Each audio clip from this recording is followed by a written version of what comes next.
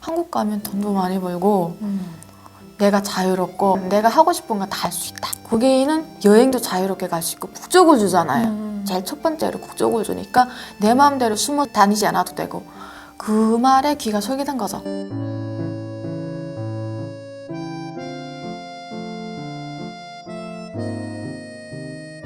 국정원에서는 누구나 또 이게 조사받는 기관이다 보니까 네. 충격적인 에피소드가 하나씩 다 갖고 있거든요. 뭐 충격적인 에피소드가 있나요? 아, 제가 조서를 받다 보니까 일단은 저는 있는 그대로 다 얘기했어요. 너무 솔직하게 다 얘기한 거예요. 쓸데없이 솔직했어요.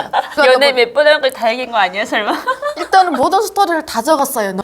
아, 저를 조사하시던 분이 이거 아니지 않냐고. 예, 그런 게 좀 있더라고요. 저는 솔직하게 다 얘기를 했는데 너 이거 아니지 않냐고. 일부러 이런- 테스트하는 거겠죠. 아, 그런 것 같았어요.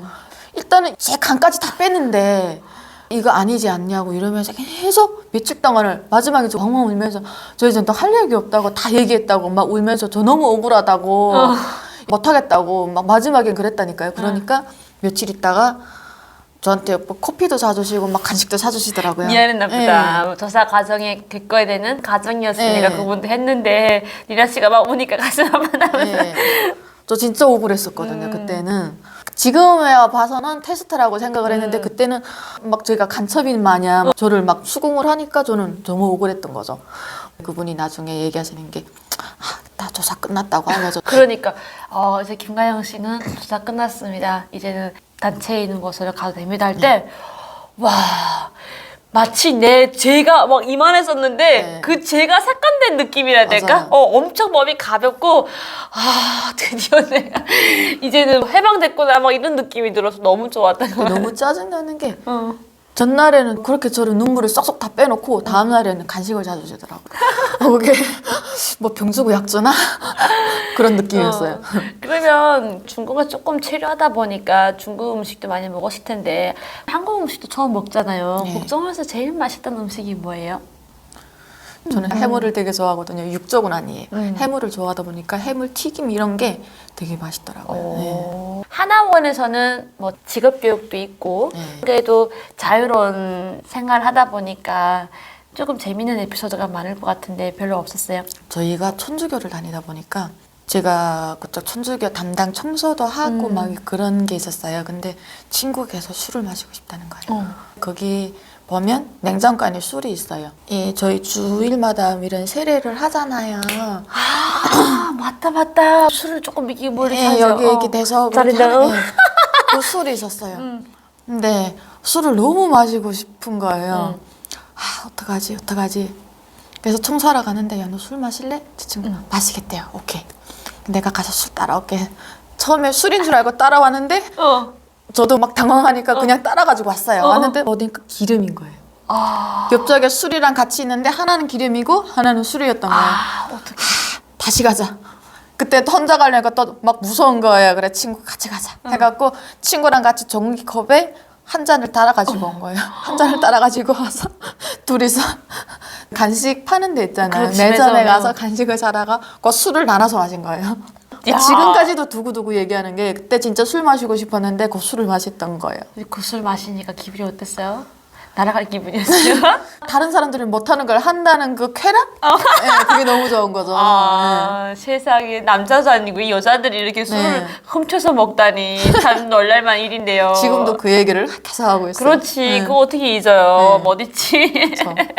한국에서는 다양한 직업도 있고 그런 걸 또 체험하면서 조금 다른 신세계를 경험했을 것 같은데 어땠어요? 일단 직업 훈련을 하면서 제일 그래도 제 관심 분야가 네일 아트. 네. 헤어는 아닌 거예요. 못하겠는 거예요. 아야 머리를 다룰 줄을 몰라요. 근데 그나마 나랑 좀 맞는다 싶은 게 네일 아트. 네. 내가 나오면 네일 아트를 할 거다. 이런 마음으로 나왔어요. 근데 또 그것도 아니었어요? 네. 그렇게 국정원 하나원 과정을 거쳐서 이제 드디어 대한민국 사회생활 시작하게 되는데 전입신고를 하고 들어가는 그 과정의 얘기도 듣고 싶은데요. 어땠어요? 하나 안에 교육기관에 있을 때는 친구들이랑 있으니까 외로운 거 몰라요. 근데 전입신고를 하고 짐을 다 풀고 집에 딱 들어오는 순간 너무 허무하다 내가 혼자 막 외로운 나 혼자 어디 막 낭떠러지 뚝 떨어진 기분? 잠을 못 자요. 혼자다 보니까 집은 텅텅 비고 무슨 얘기를 하면 다 울리잖아요. 그러니까 너무 외롭다? 예, 제가 외로움을 좀 많이 타거든요. 그게 너무 많이 느껴지더라고요. 여기 와서 그래도 국적을 가졌다는 게, 내 신분을 가졌다는 게 저한테는 그게 제일 큰 거였어요. 신분증 많은 날 펑펑 오른 거 아니에요? 설마? 일단 임시신분증 종이장 같은 거 먼저 주더라고요. 맞아요. 일단은 그것도 신분증이나 같은 거니까 저희가 제일 처음에 나와서 했던 게 여권을 만든 거였어요. 그 종이장을 들고 여권 만들어 갔어요. 예. 15일 쓰는 임시 신분증 그거 들고 여권을 제일 처음 만들었어요. 여권 어땠어요? 일단은 내가 신분을 들면 중국에 엄마 보러도 가고 싶고 막 이런 게 너무 컸었는데 일단은 나오니까 또 현실이 있잖아요.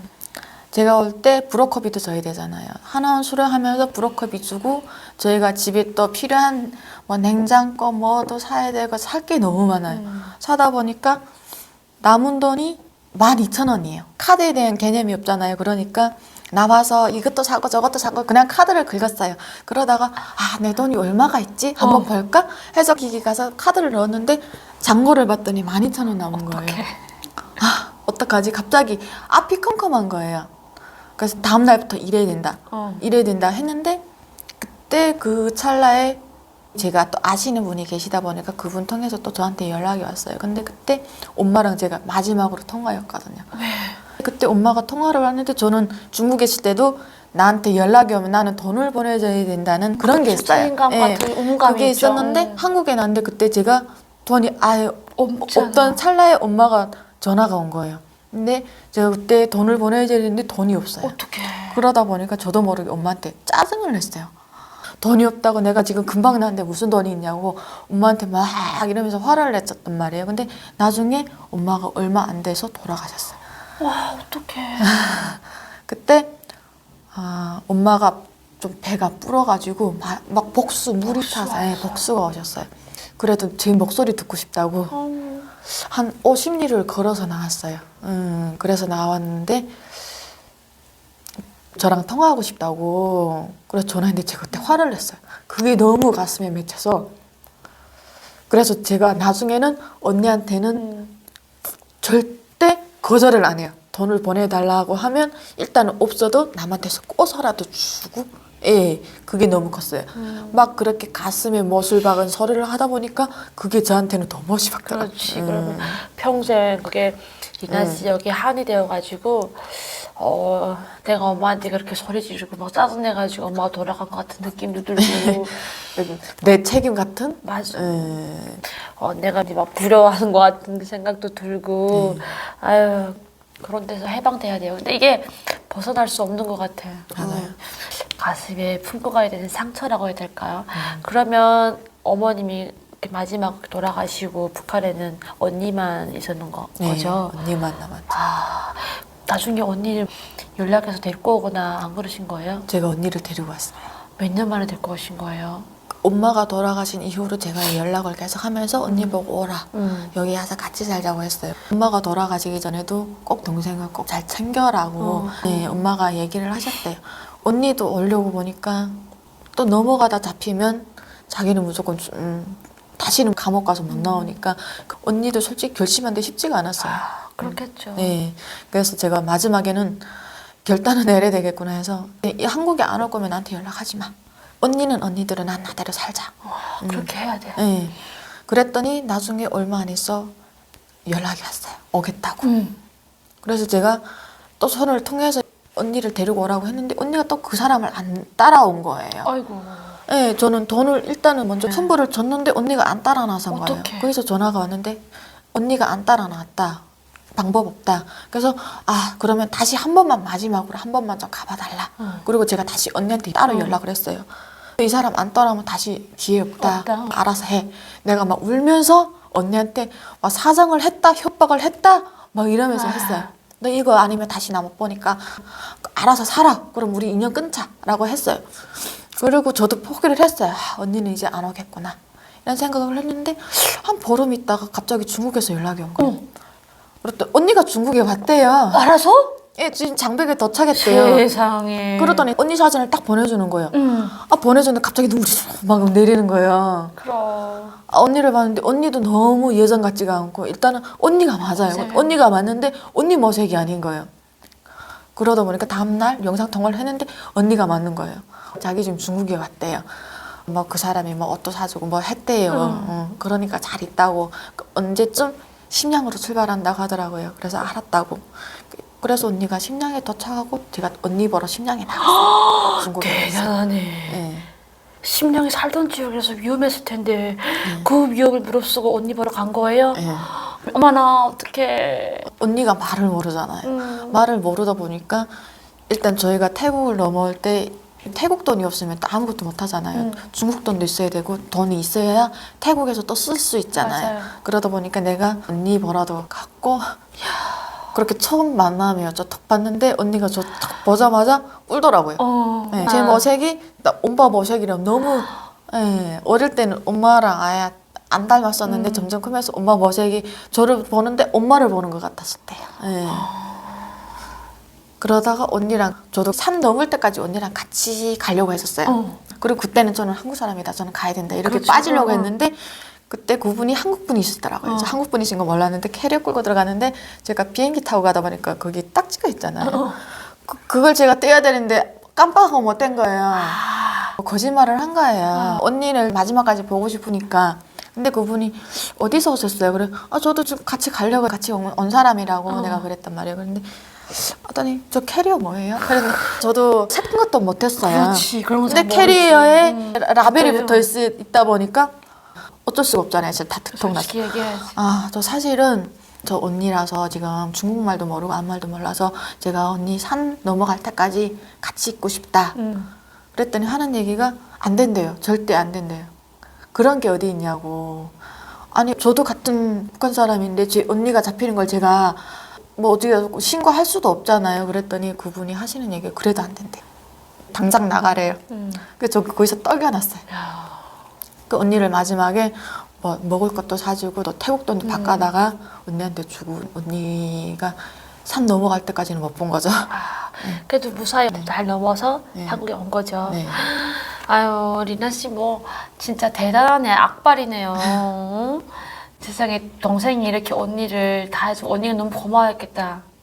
이젠 동생밖에 없고 하니까 언니도 강 넘어올 때 약 이런 무슨 약 같은 거 있잖아. 한 통을 가지고 넘어왔더라고요. 만약에 자기가 잡히면 좋겠다. 이거 바로 그 자리에서 먹겠다. 이런 마음으로 약까지 다 챙겨서 출발을 했더라고요. 네. 언니 오니까 좋죠? 네. 너무 좋죠 그래도? 뭐라 해야 되나? 내 편이 하나 더 생긴 느낌? 뭔가 없어도 뭔가 막 풍족해진 느낌이랄까? 예, 그런 게 있더라고요. 맞아요. 언니랑 몇 년 차이예요? 나이 차이가? 언니랑 2년 차예요. 2년 차이요. 네. 친구 같은 언니네 그러면. 리나 씨가 그렇게 가족 데리고 가다 보니까 돈도 많이 들었을 거고 근데 일은 어떤 일 했던 거예요? 제가 제일 처음에는 나와서 한 일이 양고기집에서 양고기집인데 좀 레스토랑 같은 분위기 있는 그런 식당이에요. 제 아는 언니가 그 가게를 또 소개시켜줬어요. 그 언니도 예전에 거기서 일하다 보니까 저를 소개시켜준 거예요. 거기에서 일을 했어. 네. 일하면서 재밌는 일도 있었을 것 같은데요. 그냥 거기에서 저희는 고기를 직접 다 구워줘요. 손님 한 분 한 분 오시면 한 테이블마다 다 구워져요. 네. 알아서 구워 먹는 게 비싸겠네요. 그러면. 가격대가 좀 나가죠. 대신 요즘 손님들은 자기가 구워 먹는 것보다 구워주는 걸 되게 좋아하더라고요. 네. 뭐 손님들이 또 일을 하다 보면 팁도 줘요. 그런 재미가 너무 쏠쏠한 거죠. 쏠쏠하지. 네. 팁 주는 거 앞치마에 싹 넣어준다거나 네, 잘 아니면- 부탁드립니다. 뭐 저녁에 갈 때 택시 타고 가세요. 주시는 분도 계시고, 네, 뭐 잘 구워달라고, 잘 부탁드린다고 이러면서 주시더라고요. 네. 얼마까지 받아봤어요 팁을? 그냥 10,000원, 20,000원, 어떤 분은 막 50,000원도 주시고 그러시더라고요. 네. 저는 팁 받을 때 굉장히 기분이 안 좋았거든요 처음에. 일단 저는 안 좋다기보다는 좀 쑥스러워야 되나? 받기 좀 쑥스러웠어요. 근데 다른 사람들은 너무 잘 받는 거예요. 처음엔 팁을 딱 주면 테이블에 놔요. 아, 저걸 어떻게 가져가야 되지? 가져가고 싶은데 네. 어떻게 가져가야 네, 그 생각만 계속 하고, 아, 이걸 어떻게 가져가야 되지? 내가 가져가면 저 사람들은, 어떤 시선으로 바라볼까? 막 이런 생각이 너무 컸던 거죠.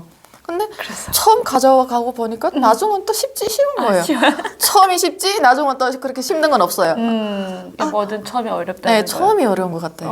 좀 감사합니다 이러고 이제는 네. 주면은 네. 너무 좋죠. 네, 너무 당연하죠. 땡큐. 당연하죠. 앉아서 문제죠. 네. 아 저는 퍼프집에 가서 일했거든요. 잔 위치하게 딱 넣어주는데 그때 사투리를 빵빵 썼거든요. 그러니까 이 사람이 나를 지금 북한 사람이라고. 무시하나. 그러니까 북한 사람이랑 불쌍해서 이렇게 날 주나? 난 안 불쌍한데 왜 불쌍한 눈빛으로 나를 보지? 이게 너무 싫었던 거예요. 근데 봤는데 옆에 봤는데 하나도 주는 거예요. 그래서 다 주는 거구나. 그 다음에 팁에 대해서 고마움을 알고 팁을 너무 좋아하는데 이제는 너무 좋아해서 그런지 팁을 잘 안 주더라고요. 어디 가는 이제 팁을 달라고 해도 안 줘.